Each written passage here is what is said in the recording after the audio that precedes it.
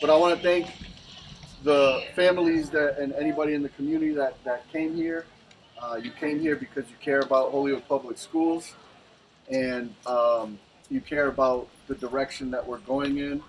And hopefully today, what we want to do is spend a little bit of time on discussing our strategic planning process, and then spend a little bit of time uh, on a piece of our strategic planning process that's really important, which is the school rezoning. Some of you may or may not know, but not next school year, the following school year, we plan on redrawing our attendance zones and like it's going to determine who goes to what school, but the goal is to have elementary, middle, high schools. And that's going to be that could be a little messy, right? Like right now, we still have two K to 8 schools. That might mean that a mom or a dad that's used to bringing their sixth grader and their second grader to the same school may have to bring one student to one school, one student to another school, and they may be wondering why. So we're going to go into a little bit of why that's important for Holyoke Public Schools. I just wanted to thank everybody here. We have more people, more support staff here than we do people that came. But so I want to thank everyone, Sam, the FACE team, everybody, Jose, Nairobi, folks from Nueva Esperanza, everyone who came and who has helped out. I really just want to show appreciation. So where's my little clicker? Here it is.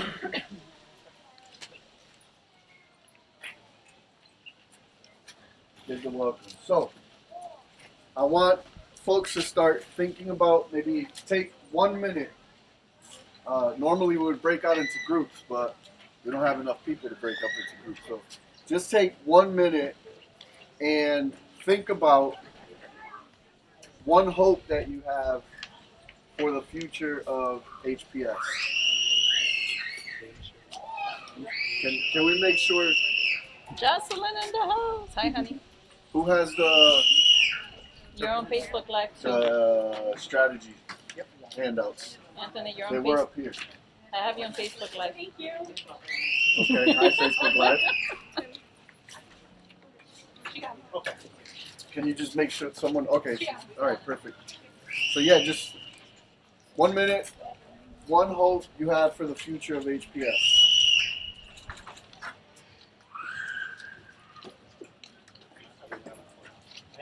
Yeah. Bye.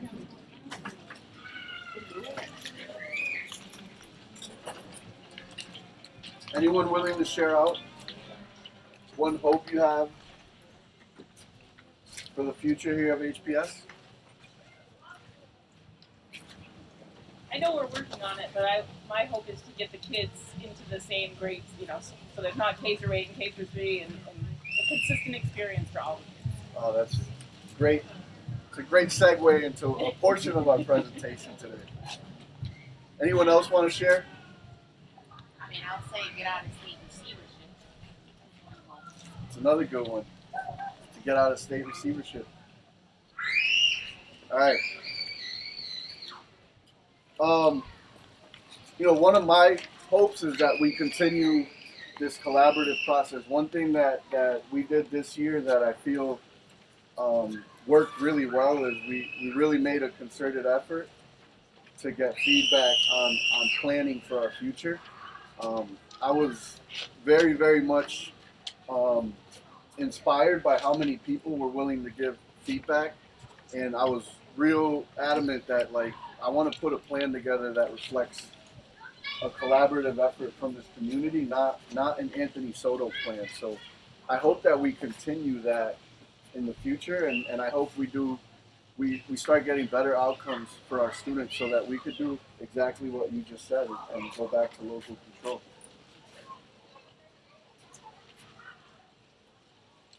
So about the strategic planning process, I'll just take a minute because we do have a video that I'm gonna share with you that reflects the process. But when we started this school year, I committed to a 6-month entry plan that made sure I was out in classrooms, made sure I was talking to staff members, made sure I was talking to students, and throughout that process, we heard from almost 1,200 people, either from the Holyoke Public Schools themselves or from our community. And in that process, I also had like 100 visits throughout that process. And we released an entry plan findings report that gathered all of the information from all of those different conversations that we were having. But I felt like we couldn't stop there. We had to. So now we had all of the information, we had all the feedback from people, and we were ready to develop a strategic plan for the future. And I still felt like I wanted to be inclusive. So what we did was we set up an advisory committee made up of 45 people, and we had about 5 meetings with that advisor. That's teachers, counselors, family members, students, all different people just really invested in Holyoke Public Schools and the direction that we were going.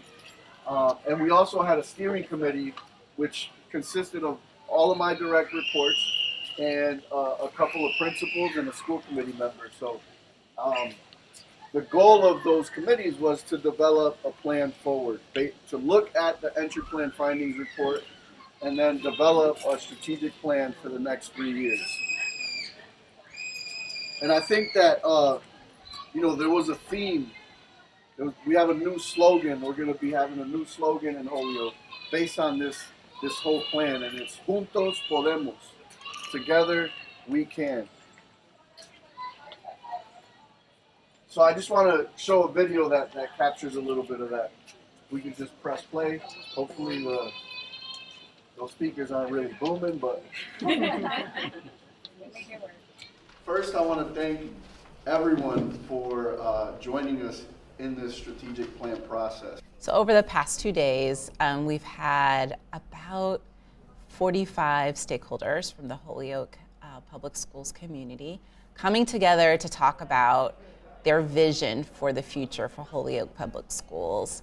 And the result of all of our work will hopefully culminate in the development of the strategic plan for Holyoke Public Schools. This 3-year plan will really be focused on what's the key work that we need to do as a community to bring about positive change for all of the students and all of the families who live in this wonderful community. We're so excited to be here today with the advisory committee and the steering committee. Superintendent Soto really wanted to develop an inclusive process to develop the strategic plan. We have both the small group steering committee comprised of cabinet leaders, 3 principals, a school committee member, and a partner to help us really write and develop what the strategic plan for Holyoke Public Schools will be in the next 3 years. But we also recognize that that smaller group of 14 doesn't have all the voices needed to really develop a rich strategic plan. So we also developed an advisory committee of 45 people that is inclusive of teachers at all grade levels, counselors, related service providers, family and community engagement members, parents, students, middle and high school students, because it was important for us to recognize which voices are in the room and which voices might not be represented, and how can we make sure we're lifting up the voices of everybody. This is going to be an iterative process. We're developing things like the vision and mission statement today. We're moving on to developing strategies and goals, and then we're really hoping to emerge by the end of June with a concrete plan that's going to take the district forward over the next 3 years. One of the activities that we worked on yesterday was really talking about the importance of having a North Star. Having a plan and knowing exactly what the destination is. So often organizations come together and they develop a plan, but it just sits on the shelf. Our goal here is to have everybody to align and to know, like, what's the direction? Where are we trying to go? What are we trying to achieve for our students and families in Holyoke Public Schools? And so that's the core of what we're trying to do here.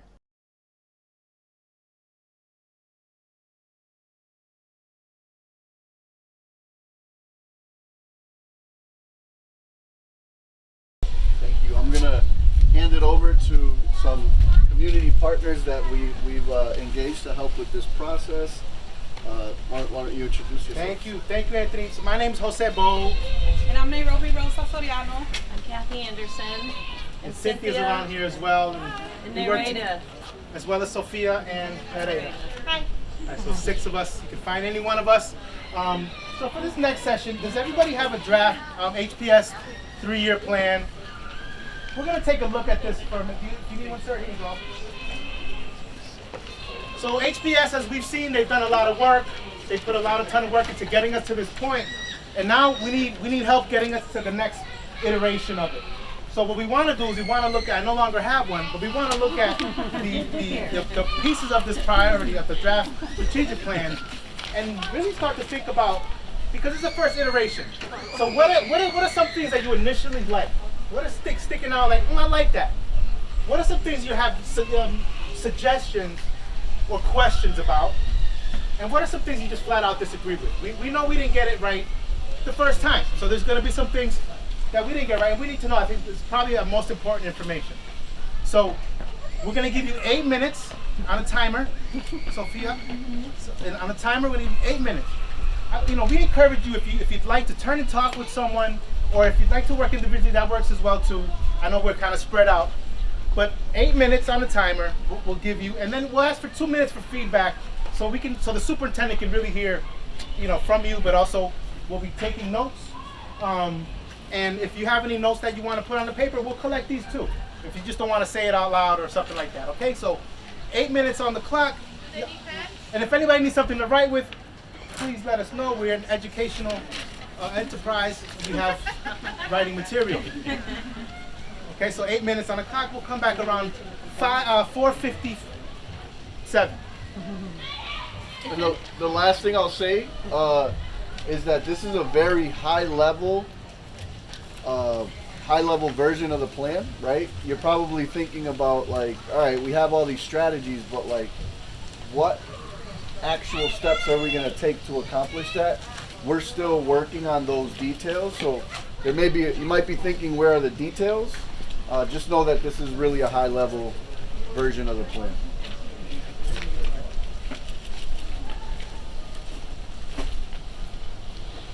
If anyone needs clarification on anything, just let us know and one of us will come over and help.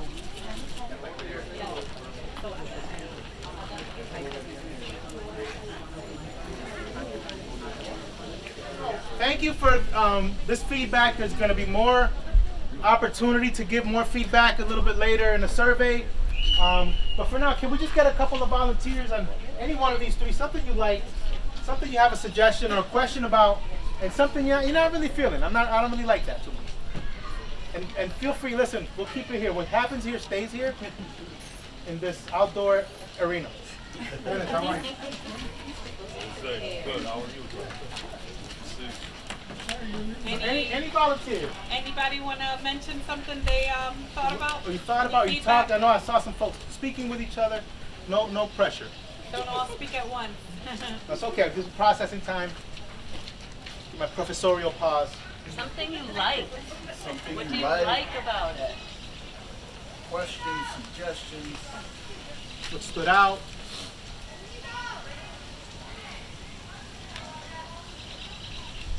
I mean, for me, it's the whole child portion and the social emotional section, just because of everything the children have been through and staff these past few years. That's like the big one. So the social, just so the interpreter can hear, the social, emotional. And the mental health support, because I feel I've seen it, and I'm a parent, I go in and say, but I'm also dealing it myself with my own child. So it's just having those supports there, knowing what the supports are and how to access them is for both the child and the student and the teacher or the staff member. Thank you so much. Another thought or two, no pressure for me. it helps. We have the superintendent here, like honestly, right? And you have the ear of the person whom the decision lands on the most. So it'd be really important though.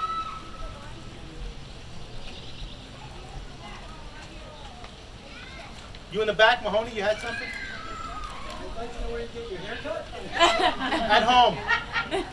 17 cents. Nick. That's not what we're here for.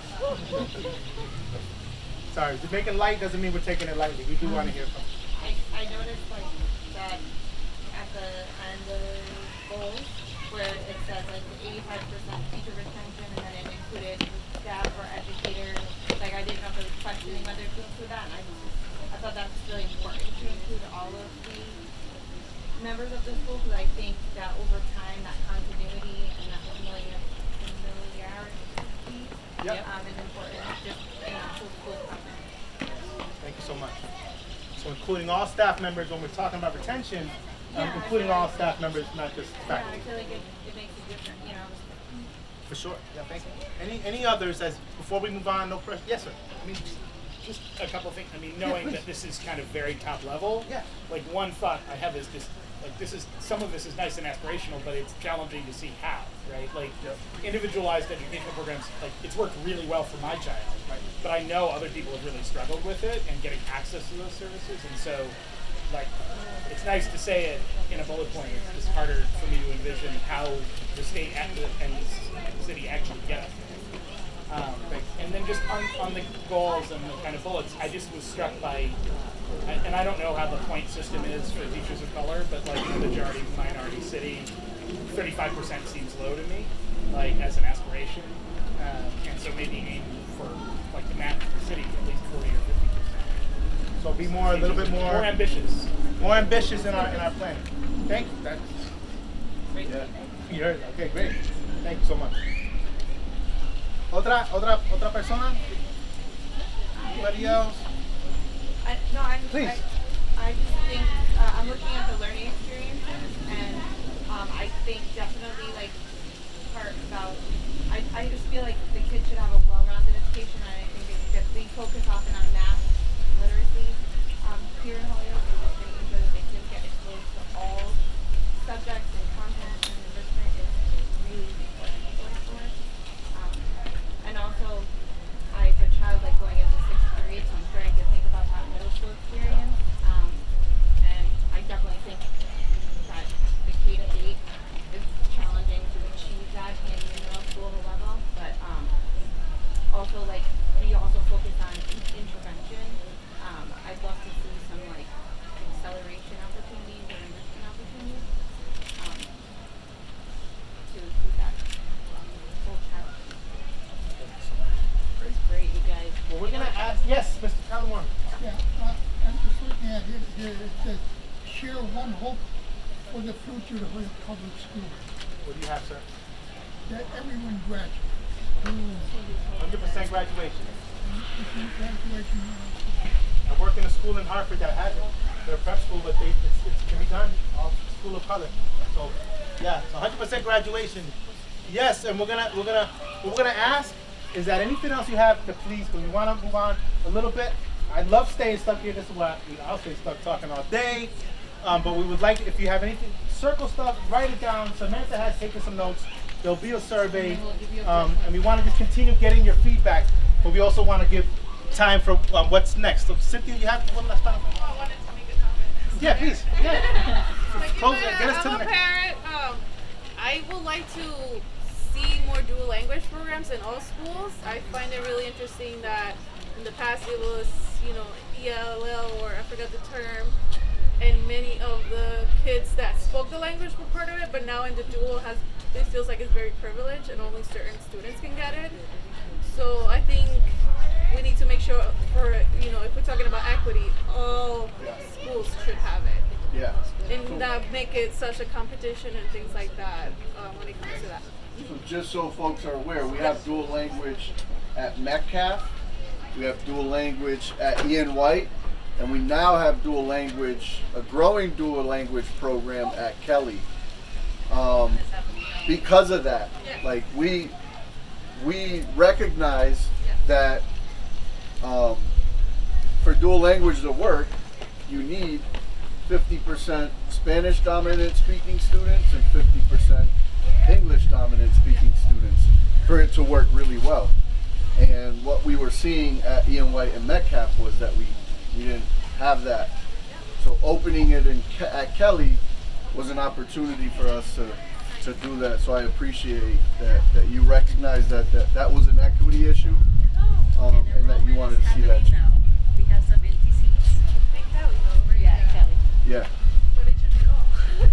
I know, there's some empty seats in the other schools as well. So I want to make sure that we get out and we finish on time. We do have a CPAC event. I encourage everyone after this meeting to go over to the CPAC event. There's some fun activities over there. There's food.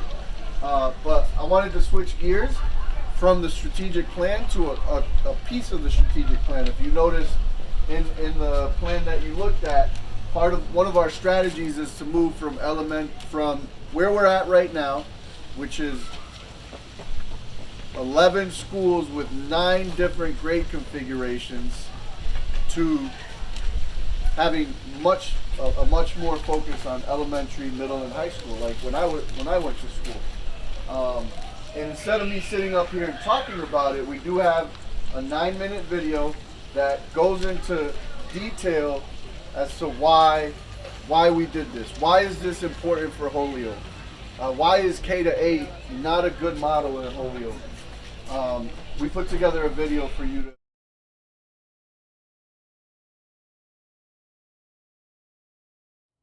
Hi, I'm Anthony Soto, Superintendent of Holyoke Public Schools and a proud graduate of HPS. When I was a student here back in the 80s and 90s, HPS was organized into distinct elementary and middle schools. But then in the early 2000s, our schools were reorganized so that some schools would serve grades K-8. Of course, there was a lot about school back then that was different from today, but many people I hear from today, students, families, staff, school committee, community members, all agree that it would be great and better to return to separate elementary and middle schools. I think the prior decision to move to K-8 schools contributed to HPS being placed in receivership. While K-8 schools can work in some contexts, they haven't worked well here in Holyoke. Holyoke's move to K-8 schools was driven by a desire to save money on transportation costs without fully considering the full educational impact. Our K-8 schools have caused us to be operationally inefficient and have lessened the quality of education we could provide to our students. Back in 2015, many parents and staff asked us to change back to elementary and middle schools. I was a part of the team that helped study this issue and gathered feedback from the community. I remember meeting with families in the flats and families in Bolden Village and all over the city, and some wanted their 12-year-olds to have more learning opportunities and more independence at school. They wanted their 5-year-olds to have appropriate learning spaces for art and music and to be assigned to schools designed for their age. To all of our families, then and now, we hear you, and now's the time. Hello everybody, I'm Joshua Garcia, Holyoke's mayor and chair of the school committee and the school building committee. I'm also the dad of 2 children in the dual language program at Metcalf School. More than 5 years ago, I was working with community and school leaders to build 2 new middle schools to strengthen Holyoke's middle school programming and allow us to return to separate elementary and middle schools. Unfortunately, the public vote for funding those schools didn't pass in 2019. So we've readjusted our plans and we're trying to now build 1 new middle school within our tax limit. The earliest a new middle school can be built, however, is in 2026. We can't wait that long to rezone our schools. Our dual language program is now in 3 schools, and as those students grow, they need a middle school with room for dual language programming. Metcalf is serving so many students that the Holyoke Public Schools had to rent space and a nearby building to accommodate middle school classrooms. Other schools like Peck and Holyoke STEM and Veritas Prep, soon to be called Holyoke Middle, they have to share school buildings. Meanwhile, some HPS schools are under-enrolled and they have empty classrooms. Smaller schools, while they sound good in theory, they're often inefficient. Depending on an enrollment in any given year, some classrooms may have 12 kids while others may have up to 28 kids. Sometimes there aren't enough resources for every child to have access to programs like art or music or the additional support they need in reading or math. In January, the school board unanimously supported Superintendent Soto's recommendation to move to distinct elementary and middle schools by the fall of 2023 and to redraw the school attendance boundaries to accommodate this. I recognize that the work is going to be difficult, but this is urgent and essential if we really want to give every child the education that they deserve. Hi, I'm Erin Linville, Chief of Strategy for Holyoke Public Schools. I've worked in the district for 7 years, and I'm the district lead for the rezoning project. If you are confused by how our elementary and middle schools are configured, you are not alone. HPS has 9 different grade configurations across 11 schools. For this school year, we have schools that serve pre-K to 3, pre-K to 4, pre-K to 5, grades 4 to 8, grades 5 to 8, grades 6 to 8, pre-K to 7, pre-K to 8, and pre-K to 5 plus 8. This is clearly not ideal. We need to organize our schools in a more systematic way that supports student learning, educator development, and effective student-family school partnerships. As we look towards the future, we anticipate that HPS will need 6 elementary schools, which will serve either grades pre-K to 5 or K to 5, and 2 to 3 middle schools. In the short term, we will need 3 middle schools. And if we get a new middle school built at the Peck site, we will have 2 middle schools of about 550 students each by 2026. Hi, I'm Jackie Glasheen, an Executive Director of School Leadership at Holyoke Public Schools. I've worked in Holyoke my entire career. As a child, I attended Holyoke schools, and my kids did too. As a district and school leader, I can tell you that our current school structures and small enrollment make it challenging to give every child in Holyoke the support they need to be successful. There are 4 main reasons why we need to change how our schools are structured. We need to and want to better prepare students academically and socially.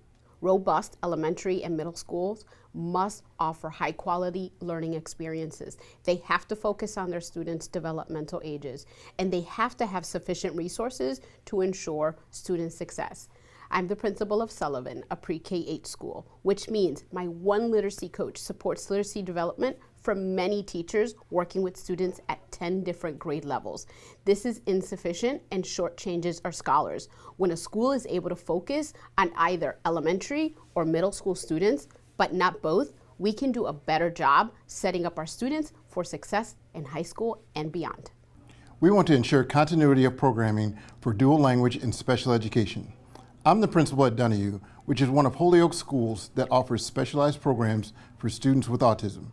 Children in autism programs should be able to stay with their peers from elementary to middle school. HPS must strategically match our enrollment and educational programming within the physical footprint of our school buildings. Then we will maximize inclusion opportunities and provide effective support for all students to learn.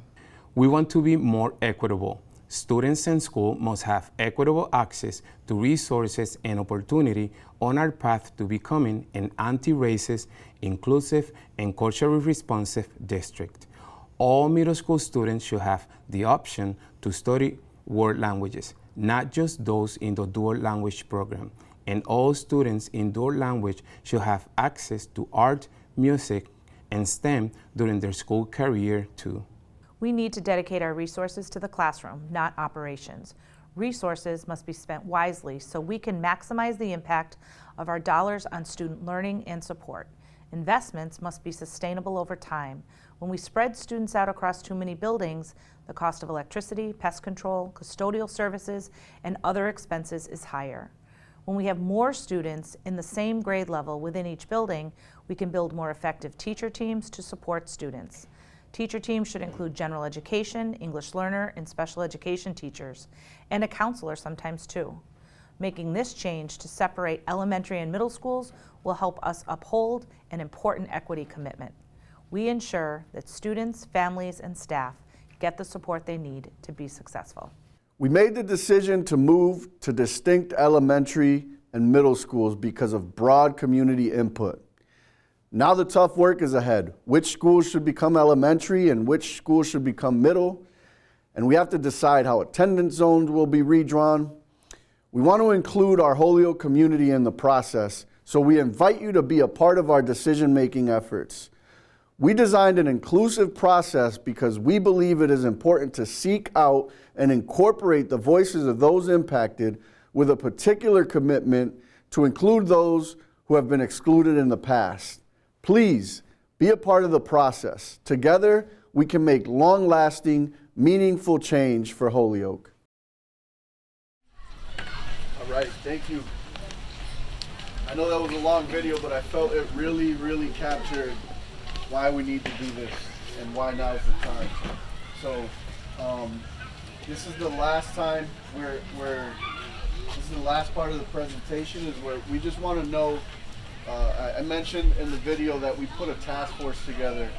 We met, there's a 30-person task force that's going to be helping drive the decision-making process for our rezoning.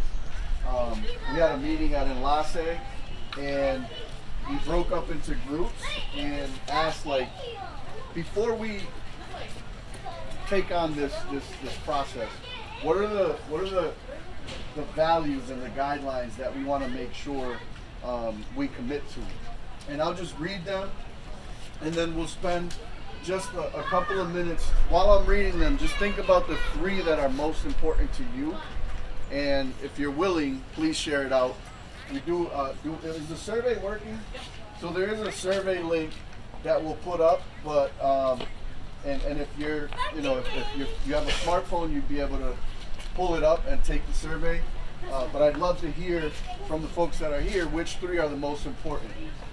And sometimes, like, we can't please, like, there's no way that everyone is going to be pleased, right? So there are some people that feel that ensuring we have neighborhood schools and minimizing transportation costs, those 2 things really work together. Neighborhood schools, you can walk to school, you don't need to take a bus, reduce costs. But they also contradict equitable access to programming, right? Depending on where you live, that's the school you go to. So we got to make sure we find the right balance. So the first one is ensuring equitable access to special programs, designing schools that put student needs first and prioritizing money spent on instruction instead of outside of the classroom, balance student demographics across schools. This is another one that is contradicted by neighborhood schools, right? If the school you go to is just based on the neighborhood you live in, then you might end up with a different demographic than another neighborhood. So we got to balance all of these things. Ensure program continuity from elementary to middle school. So if we have an ABL program or a dual language program in the elementary schools, we want to make sure that that cohort has a middle school option to go to and they kind of stick together. Not like, oh, when you get to middle school, the program's over. We want to ensure safe walking routes. We want to have neighborhood schools, and we want to minimize the impact to families. This is another hard one. There's no way that we're going to 100% minimize the impact to all families, but we want to make sure that we think about our families as we move forward with this process. We want to ensure efficient use of space and stable enrollment, and we want to minimize transportation costs.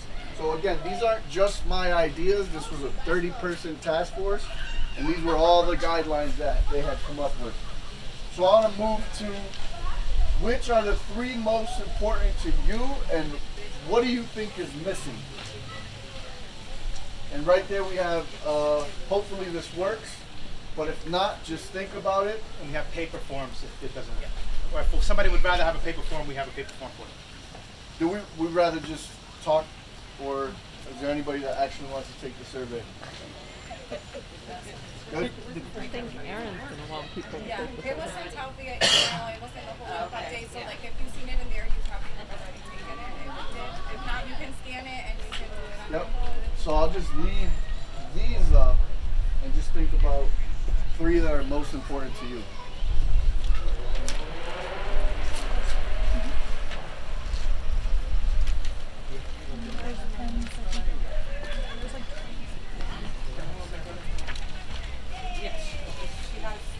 I can share.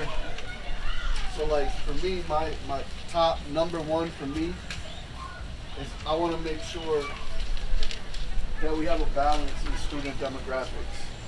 I want to make sure that we don't have one school that has all special needs, special students that identify as requiring an IEP. We want to make sure we don't have one school that has all of our English learners. We want to make sure we don't have one school that has all our students that are economically disadvantaged. So I really want to be committed to making sure that whatever we come up with is take student demographic, and we do what's equitable and what's fair, and that like as we go through this process, to me that's one of the most important ones. Does anybody want to share what's important to them? Stephanie. I want a school that is designed to students' needs first and prioritize the little money we have on instruction. Great. Anyone else? I think continuity of the programs is also super important. I feel like that's a big part of how you keep kids coming to school, is if there's a program that they're interested in, that they know that they can keep doing it throughout their whole education. Right. I think that'll help a lot. Can I just ask if you could you make sure that she hears you because she's interpreting for just for equity's sake. Thank you. Thank you for that. I was going to agree with the continuity, but I think consistency is also missing. Yeah. So that like the consistency of every kid gets the same experience. Consistency is missing. I think for me, ensuring efficient use of space and stable enrollment. You know, we lose some kids, we gain some kids. Just kind of that stability in the schools is important. How do we keep that? I think that's something that will be challenging. But Great. Anything missing?